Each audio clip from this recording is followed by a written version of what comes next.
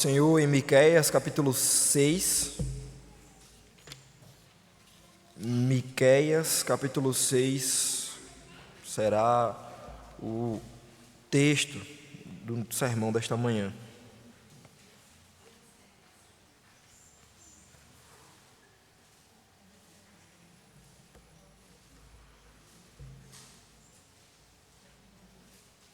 Eu vou ler Miqueias capítulo 6. Eu vou ler todo o texto, mas nós vamos nos concentrar dos versos 1 até o verso 8. Assim diz a inerrante palavra do Senhor. Ouvi agora o que diz o Senhor. Levanta-te, defende a tua causa perante os montes, e ouçam os outeiros a tua voz. Ouvi, montes, a controvérsia do Senhor, e vós, duráveis fundamentos da terra, porque o Senhor tem controvérsia com o seu povo, e com Israel entrará em juízo.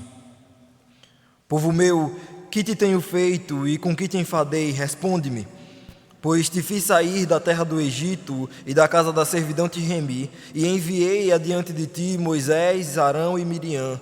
Povo meu, lembra-te agora do que maquinou Balaque, rei de Moabe, e do que lhe respondeu Balaão, filho de Beor, e do que aconteceu desde Sitim até Gilgal, para que conheças os atos de justiça do Senhor. Com que me apresentarei ao Senhor e me inclinarei ante o Deus excelso? Virei perante ele com holocaustos, com bezerros de um ano? Agradar-se-á o Senhor de milhares de carneiros, de 10.000 ribeiros de azeite? Darei o meu primogênito pela minha transgressão, o fruto do meu corpo pelo pecado da minha alma. Ele te declarou, ó homem, o que é bom e o que é que o Senhor pede de ti, que pratiques a justiça e ames a misericórdia e andes humildemente com o seu Deus. A voz do Senhor clama à cidade, e é verdadeira sabedoria temer-lhe o nome.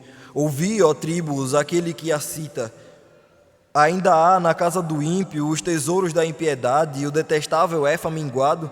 Poderei eu inocentar balanças falsas e bolsas de pesos enganosos? Porque os ricos da cidade estão cheios de violência e os seus habitantes falam mentiras. A língua deles é enganosa na sua boca. Assim também passarei eu a ferir-te e te deixarei desolada por causa dos teus pecados. Comerás e não te fartarás, a fome estará nas tuas entranhas. Removerá os teus bens, mas não os livrarás, e aquilo que livrares eu o entregarei à espada. Semearás, contudo não cegarás, pisarás a azeitona, porém não te ungirás com azeite. Pisarás a vindima, no entanto não lhe beberás o vinho, porque observaste os estatutos de Onre e todas as obras da casa de Acabe, e andaste nos conselhos deles. Por isso eu farei de ti uma desolação, e dos habitantes da tua cidade um alvo de vaias. Assim trareis sobre vós o opróbrio dos povos. Vamos orar novamente, meus irmãos. Senhor Deus, estamos diante da tua palavra, e nós rogamos neste momento a tua iluminação, que o Senhor possa falar ao coração desses irmãos aquilo que o Senhor já falou ao meu próprio. Que o Senhor quebrante os nossos corações e que possamos então, Senhor, ser contemplados a olhar a beleza da Tua face. Dá-nos temor, Senhor, de estar diante de Ti, de um Deus santo, diante de pecadores tão miseráveis como nós somos. Ajude-nos, Senhor, em nome de Jesus. Amém.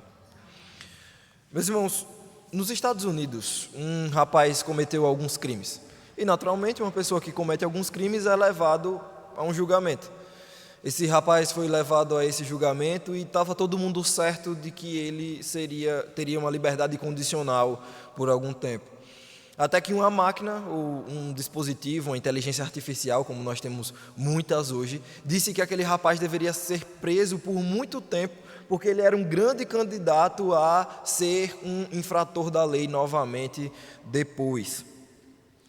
Então a sua advogada começou a trabalhar para entender como aquela máquina tinha colocado aquela situação para ele. Descobriu-se que aquela máquina que todo mundo achava que não tinha preconceito algum, estava cheia de preconceitos. Naturalmente, todo mundo entendeu que aquela máquina estava cheia de preconceitos e que tinha várias características para que ela pudesse dizer se alguém seria preso ou não, se deveria passar tempos na cadeia ou não. Então eles decidiram que não iam prender aquele rapaz. O fato é que a melhor das máquinas, a melhor das inteligências artificiais, ainda não terão uma boa justiça, porque a justiça é falha. Não por causa da máquina, mas porque quem criou a máquina fomos nós, os seres humanos. Então a justiça é falha. Neste sermão, nesse texto, nós vamos ver exatamente que a justiça do Senhor não pode falhar, apesar de nós mesmos.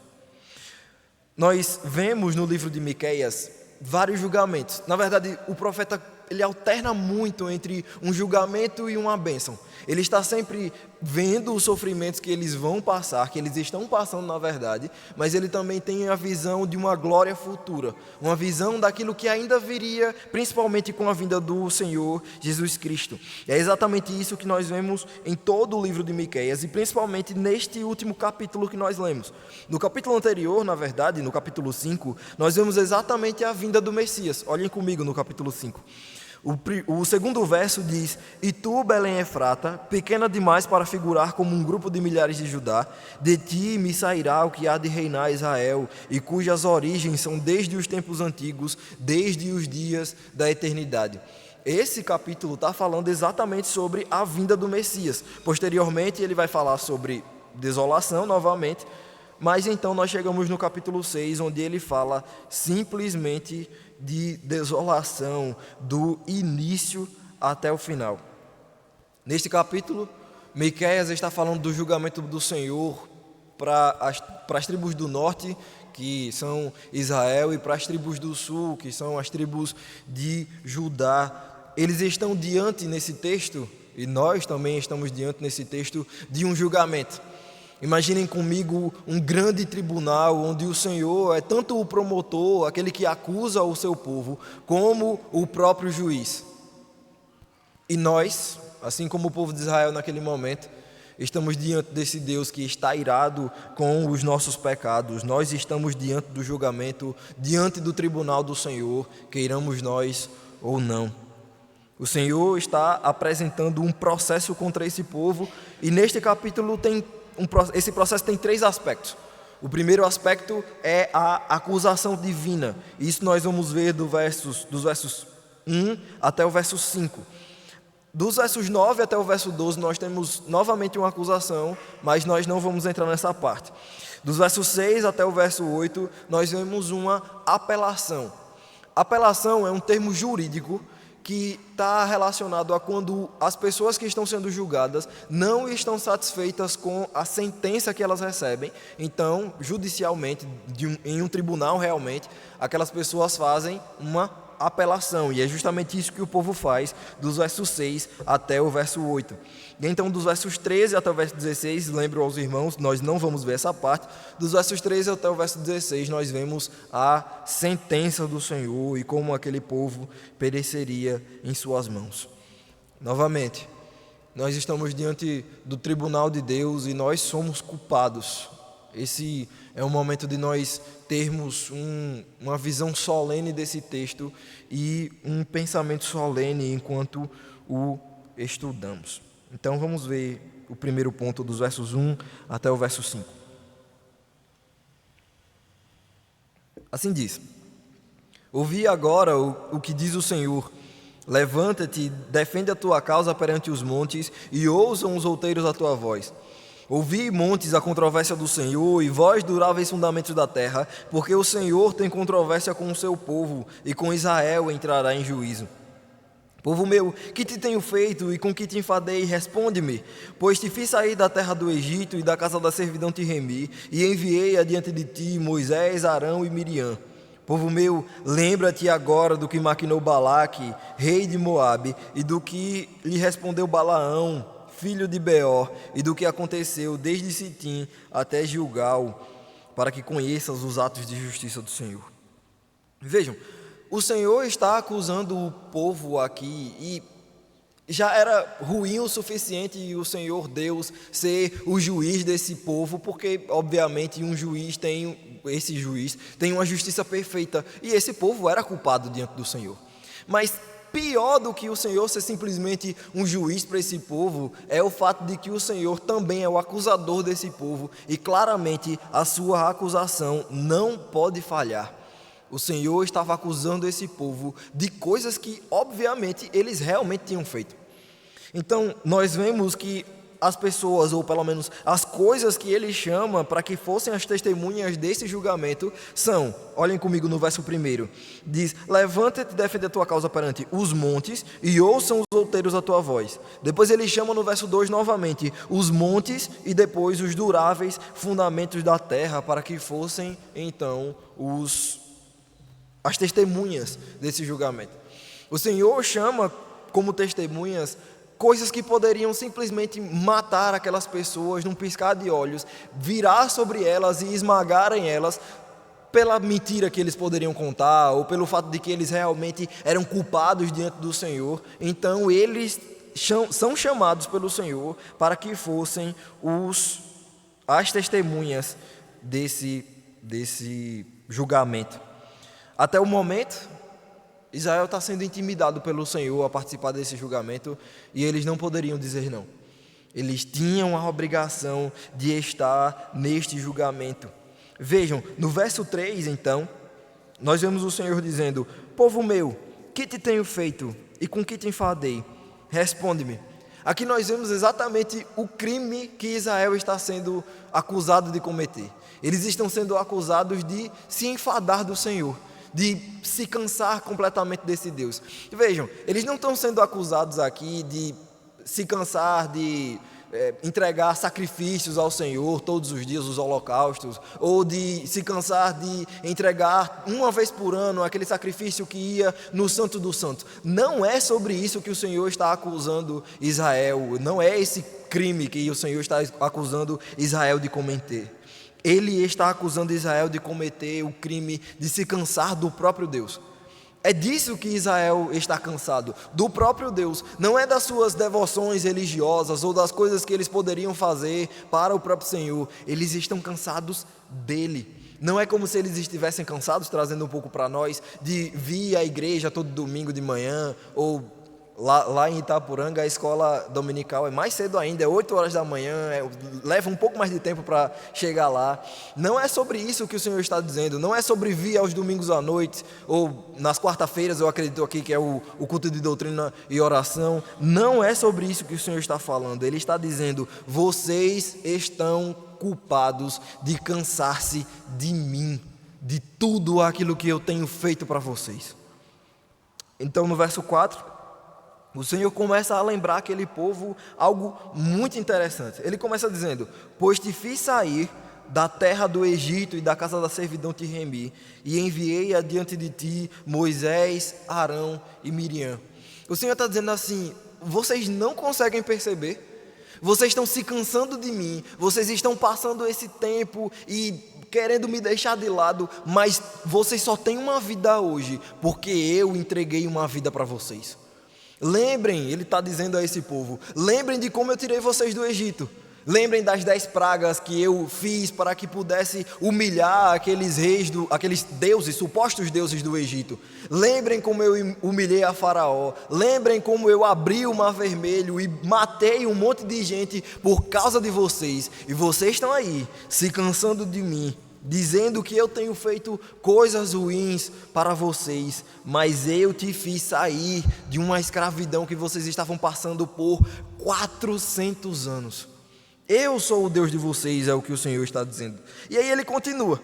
O ponto do Senhor aqui é lembrar a Israel do maior ato de salvação do Antigo Testamento, que é justamente o Êxodo. Como eles saíram de uma terra que eles estavam passando por extremas dificuldades até chegar numa terra que mana leite e mel, que é o que nós vemos no Pentateuco. E aí ele diz no verso 5: povo meu, lembra-te agora do que maquinou Balaque, rei de Moabe, e do que lhe respondeu Balaão, filho de Beor, e do que aconteceu desde Sitim até Gilgal, para que conheças os atos de justiça do Senhor. O Senhor está dizendo assim: vocês não lembram? Vocês não lembram que depois disso, depois de que eu livrei vocês do Egito, eu ainda livrei vocês de vários e vários povos? De que eu levei vocês e de que vocês iriam guerrear contra Moabe. E antes de vocês guerrearem contra Moabe, o rei lá, Balaque, começou a tentar amaldiçoar vocês. Balaque começou a tentar colocar sobre vocês maldição após maldição após maldição, mas eu intervi. Eu transformei todas aquelas maldições em bênçãos para vocês. Balaão não pôde lhes amaldiçoar porque eu intervi. E aí ele cita Sitim até Gilgal do que aconteceu. E o que aconteceu foi a guerra, a batalha que eles travaram. E em Gilgal, novamente o Senhor abre o rio Jordão agora, para que o povo passe a pé enxuto, lembrando exatamente daquele grande ato de salvação que foi o êxodo, que eles passaram do Mar Vermelho a pé enxuto. O Senhor está dizendo, vocês não conseguem perceber? Essa palavra aqui, lembra-te, que diz no verso 5, povo meu, lembra-te, não é como se eles estivessem realmente esquecidos do fato de que o Senhor tinha livrado. Eles não tinham esquecido da história. Eles também não tinham esquecido das implicações teológicas que aquilo ali poderia trazer. Eles tinham esquecido da realidade. É como se o Senhor estivesse chacoalhando eles e dizendo assim, vocês precisam voltar para a realidade, é o que vocês precisam. Vocês estão como que sonhando com outras coisas, buscando outros deuses. Vocês precisam voltar para a realidade. Vocês precisam lembrar que eu sou Deus e o seu Deus, e vocês precisam voltar para mim. É isso que o Senhor está acusando o povo de Israel. E nós somos acusados por isso também. Vejamos então aquilo que é, na verdade, a resposta do povo, a apelação do povo, nesse segundo ponto. Nós vimos, primeiro ponto, a acusação do Senhor, e neste segundo ponto nós vamos ver a apelação do povo. Venham comigo o texto.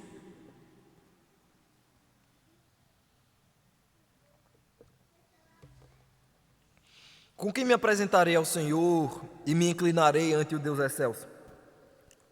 Virei perante ele com holocaustos, com bezerros de um ano. Agradar-se-á ao Senhor de milhares de carneiros, de 10.000 ribeiros de azeite. Darei o meu primogênito pela minha transgressão, o fruto do meu corpo pelo pecado da minha alma. Ele te declarou, ó homem, o que é bom e o que é que o Senhor pede de ti, que pratiques a justiça, ames a misericórdia e andes humildemente com o teu Deus. Em segundo lugar, nós vamos ver a apelação do povo.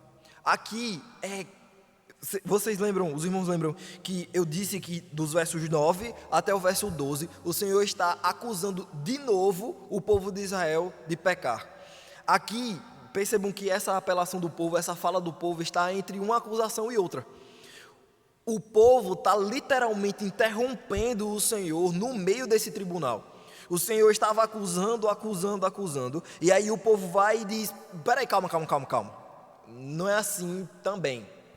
E aí o povo tira um cheque do bolso, olha para o Senhor e diz assim, diga aí o que é que eu preciso fazer para a gente ter paz. Pode dizer aí qualquer coisa, eu estou disposto a entregar.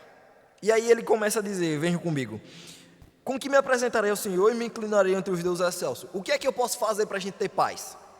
E aí eles começam, o povo, a fazer uma barganha com Deus. A dizer, certo, Senhor, e que tal se eu entregar ao Senhor holocaustos com bezerros de um ano? Era o que eles colocariam no cheque, holocaustos com bezerros de um ano, e entregariam ao Senhor. E aí, vejam que isso começa, a escala dessa barganha começa a subir. Uma hora são bezerros de um ano, mas talvez o Senhor não se agrade tanto desses bezerros de um ano. Que tal se eu entregar, olhem comigo no verso 7, que tal se eu entregar ao Senhor milhares de carneiros? Talvez isso também não seja o suficiente. Talvez eu precise entregar 10.000 ribeiros de azeite para o Senhor. E aí nós chegamos exatamente no ponto maior dessa barganha do povo com o Senhor, que nós vemos no verso 7, no final do verso 7. Darei o meu primogênito pela minha transgressão, o fruto do meu corpo pelo pecado da minha alma. Abram comigo em Levítico capítulo 20, meus irmãos, que eu vou ler a partir do verso 1 até o verso 5, e nós vamos ver exatamente aquilo que o Senhor já tinha dito sobre esse pecado que esse povo estava tentando cometer aqui. Levítico capítulo 20, dos versos 1 até o verso 5.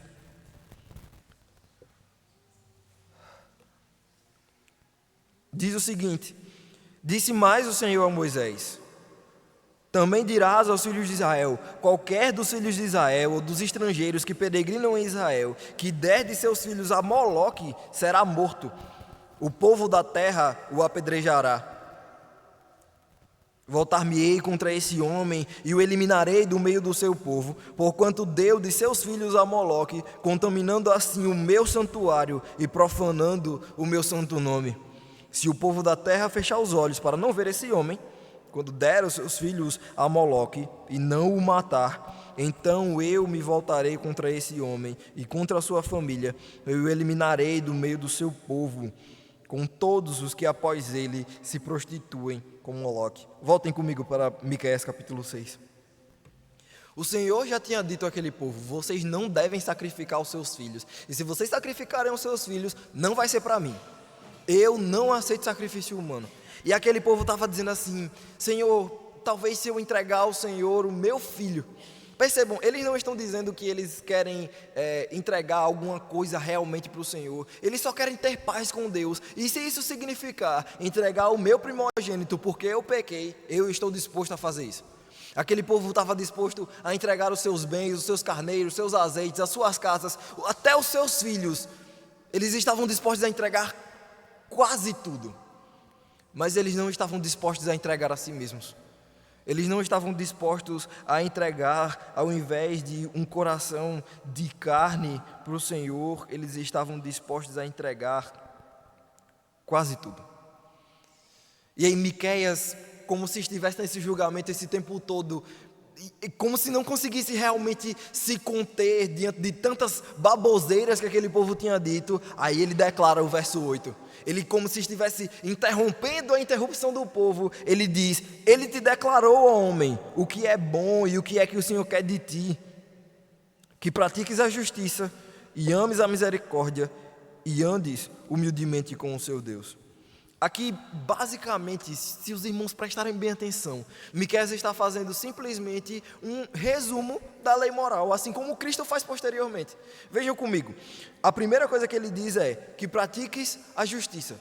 Justiça aqui pode ser trocada pela palavra ordem ou governo. O que ele quer dizer é: observem a justiça do Senhor, observem como o Senhor é justo e façam da mesma forma.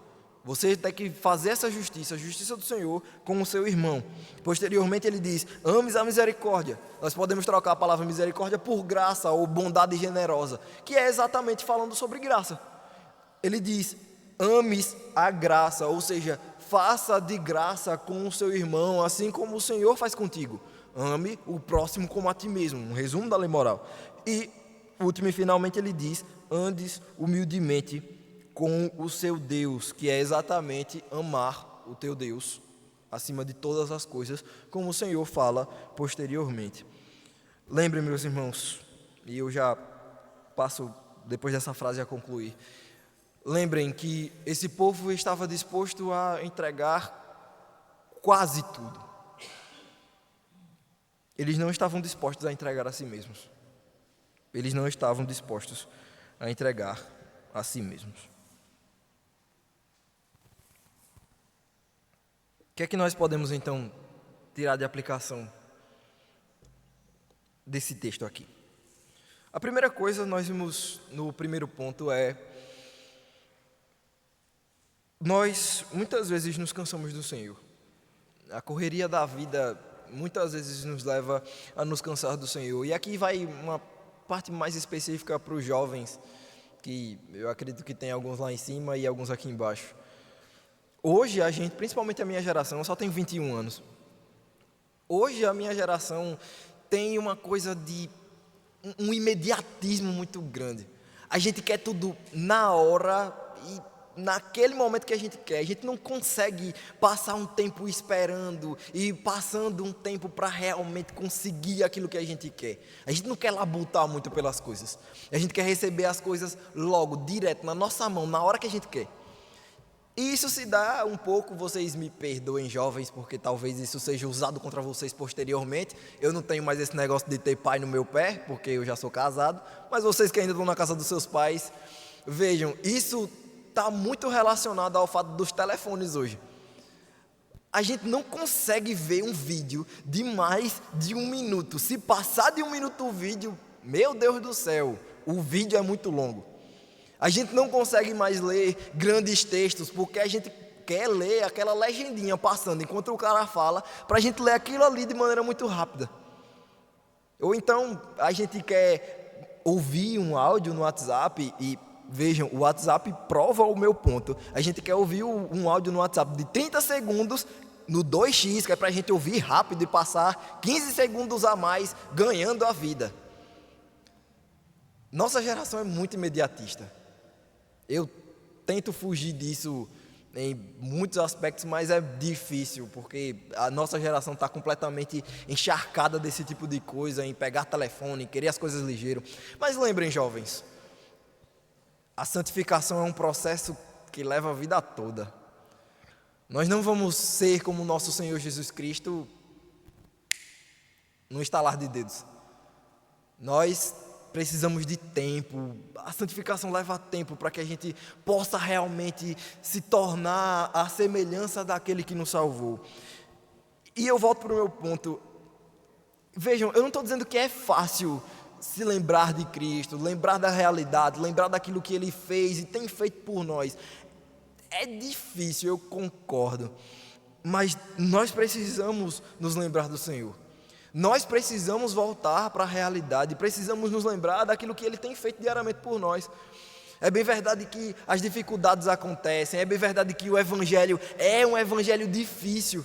É difícil ser crente, é difícil estar num mundo em que todo mundo diz que a gente precisa fazer várias coisas. E volto para os jovens, é difícil estar num mundo em que é difícil ser virgem, diferentemente daquelas pessoas. É difícil estar num mundo em que as pessoas nos pressionam para que nós possamos beijar antes de começar a namorar ou de casar, para que nós possamos beber, para que nós possamos usar drogas. É difícil estar nesse mundo e é muito fácil, por outro lado, se cansar de Deus. É muito fácil se esquecer daquilo que Ele tem feito por nós. É muito fácil se esquecer daquilo que o Senhor diariamente, na verdade, tem feito em nossas vidas. É difícil nos lembrar que nós somente nos levantamos hoje pela manhã porque o Senhor nos deu forças para isso. Porque, como diz Jeremias capítulo 3, versos 23 e 24, as misericórdias do Senhor são a causa de não sermos consumidos, porque as suas misericórdias não têm fim, renovam-se a cada manhã, grande é a sua fidelidade. Nós precisamos nos lembrar disso. Precisamos nos lembrar que é difícil, mas vale a pena. Vale a pena sofrer com o Senhor.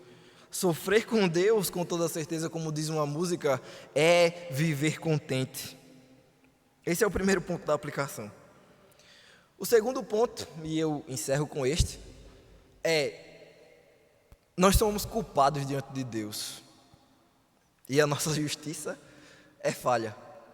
Nós vimos no primeiro ponto, relacionado ao primeiro ponto do sermão, a acusação do Senhor, que nós nos cansamos de Deus. É a acusação que o Senhor faz, não somente ao povo de Israel, mas a nós também. E agora nós vamos ver que nós somos culpados relacionados ao segundo ponto do sermão, que foi a apelação do povo, que eles tentaram dissuadir o Senhor com a sua justiça própria. Nós somos culpados diante do Senhor e a nossa justiça é falha. Nós simplesmente não temos com que nos achegar ao Senhor para dizer assim: Senhor, está aqui. Falando de mim, né? Eu fui seminarista, eu preguei o mês de dezembro inteiro, comecei o mês de janeiro pregando também, vou voltar para o seminário amanhã e vou estudar, e o Senhor está sendo glorificado com isso. Se eu entrego isso nas mãos do Senhor, no dia do juízo ou no dia que eu morrer, o Senhor vai dizer: tá certo, você vai para o inferno. Se eu peço, digo assim, Senhor, me dê aquilo que eu mereço, o chão se abre, o inferno me traga e se fecha depois que eu entrar no inferno. Nossa justiça é falha, e nós muitas vezes queremos dissuadir o Senhor com a nossa própria justiça, dizendo: Senhor, mas eu sou filho de crente, eu sou filho de pastor, eu sou filho de presbítero, eu faço aquilo, eu faço isso, eu faço tantas coisas pelo Senhor, e o Senhor está olhando para nós e dizendo: não é o suficiente, você não é o suficiente, as coisas que você faz nunca vai ser o suficiente. Nós chegamos e dizendo: Senhor, eu entrego os meus bens, eu entrego tudo o que eu tenho, eu entrego os meus pensamentos, eu entrego culto ao Senhor, eu entrego o meu próprio filho, o primogênito, o fruto do meu corpo pelo pecado da minha alma, mas eu não entrego a mim mesmo, eu não quero me entregar. Nós temos nos cansado do Senhor, nós somos culpados de nos cansar do Senhor, mas a boa notícia é que nós temos alguém que não se cansa de nós. Caramba, é a terceira vez que eu prego esse sermão e é a terceira vez que eu choro nele.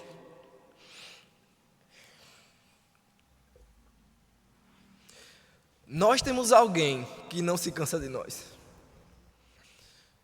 Que apesar dos nossos pecados, Ele continua conosco em todo o tempo. Apesar de nós mesmos. Ele não é fiel às coisas que eu faço, àquilo que eu posso entregar nas suas mãos. Ele é fiel a si. Ele é fiel àquilo que Ele prometeu a mim e a você e que Ele cumpriria um dia. Nós somos culpados diante do Senhor. Aquele povo estava realmente disposto a entregar tudo, mas quase tudo. Ele não estava disposto a entregar a si mesmo. Mas o Senhor, por outro lado, o Senhor estava disposto a entregar literalmente a si mesmo.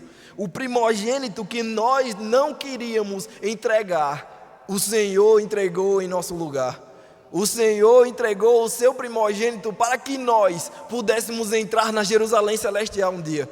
Para que no dia em que o Senhor Jesus Cristo recebeu aquela coroa de espinhos, um dia então nós pudéssemos futuramente receber uma coroa de glória.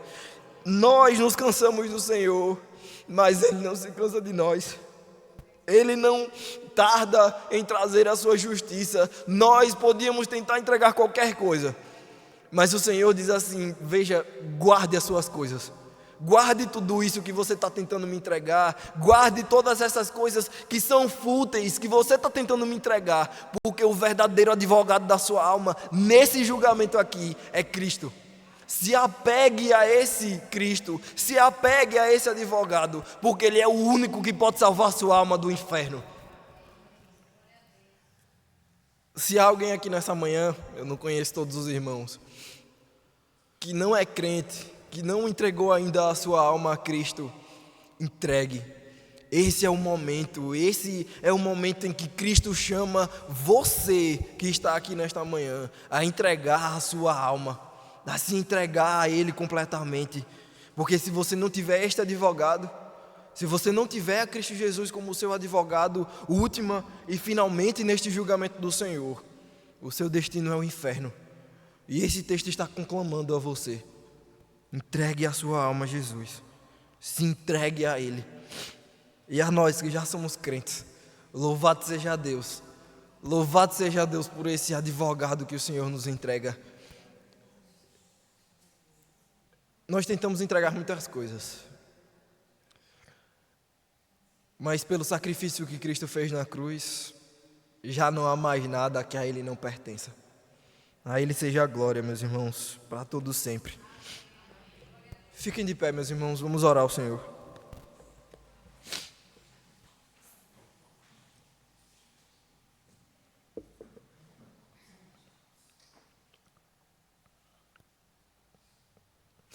Senhor, nós somos culpados. Nós não escondemos isso do Senhor. No capítulo posterior, Miqueias vai falar exatamente isso, que ele pede para sofrer por causa do seu próprio pecado.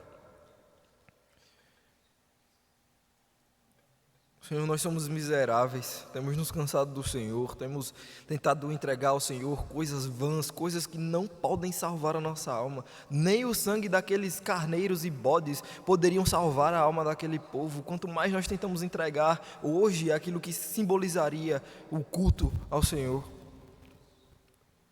E nós estamos de um Deus irado. Nós estamos diante de um Deus que não é simplesmente aquilo que as pessoas pregam, um Deus que é amor, que vai aceitar tudo. Nós estamos diante de um Deus que é justo e que a justiça dele será satisfeita de uma forma ou de outra. Nós tememos ao Senhor, tememos esse tribunal que o Senhor está nos trazendo.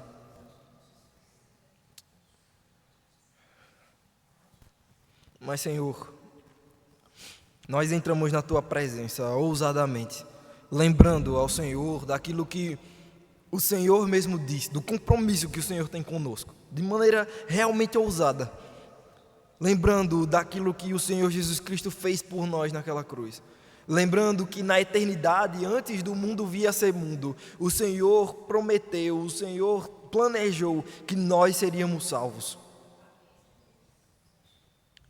Por isso, Senhor, nós pedimos ousadamente que o Senhor perdoe os nossos pecados e pedimos também ousadamente que o Senhor transforme as nossas vidas. Que os nossos olhos não estejam mais, Senhor, fitos numa tela de telefone, fitos em outras pessoas, mas que os nossos olhos estejam fitos na eternidade e que os nossos olhos possam contemplar a Tua beleza. Ainda não podemos efetivamente contemplar a beleza do nosso Senhor Jesus Cristo em corpo, mas nós podemos contemplar a beleza daquilo que o Senhor tem feito por nós. Podemos contemplar a beleza do Senhor nos seus feitos. E por isso, Senhor, rogamos, ajude-nos a contemplar esta beleza. Ajude-nos a contemplar o Senhor. Ajude-nos a estar diante de Ti e não nos cansarmos do Senhor. E que nós não nos valhamos pela nossa própria justiça, mas pela justiça de Cristo. Que é aquilo que João fala em 1 João capítulo 2, dizendo: filhinhos, se todavia pecar, temos advogado junto ao Pai, Jesus Cristo. Ajude-nos, Senhor, a ter fé nele e somente nele. E é exatamente no nome dele que nós oramos ao Senhor. Amém.